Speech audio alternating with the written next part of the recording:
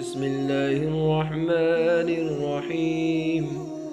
حضرت ابو ہریرہ رضی اللہ تعالیٰ عنہ سے روایت ہے کہ نبی صلی اللہ علیہ وآلہ وسلم نے فرمایا، جو کوئی ایمان رکھ کر ثواب کی نیت سے رمضان کے روزے رکھے اس کی اگلے تمام گناہ معاف کر دیے جاتے ہیں، اور جو کوئی شب قدر کو ایمان رکھ کر ثواب کی نیت سے قیام کرے اس کے اگلے تمام گناہ معاف کر دیے جاتے ہیں۔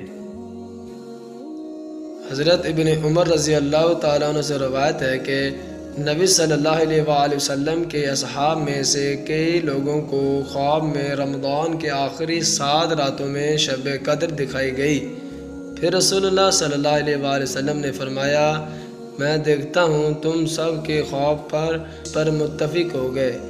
شب قدر رمضان کے آخری 7 راتوں میں ہے، تو جو کوئی شب قدر کی تلاش میں ہو وہ اسے رمضان کے آخری 7 راتوں میں ڈھونڈے۔ دوستو، میرے بھائیوں اور میری بہنوں، اس حدیث شریف سے میں یہ معلوم ہوتا ہے کہ آپ صلی اللہ علیہ وآلہ وسلم نے فرمایا، کوئی مسلمان ثواب کی نیت سے سارے روزے رکھے اور لیلۃ القدر کو رمضان کے آخری عشرے میں تلاش کرے تو آپ صلی اللہ علیہ وسلم نے فرمایا اللہ تعالیٰ اس کے تمام گناہوں کو مٹا دیتے ہیں۔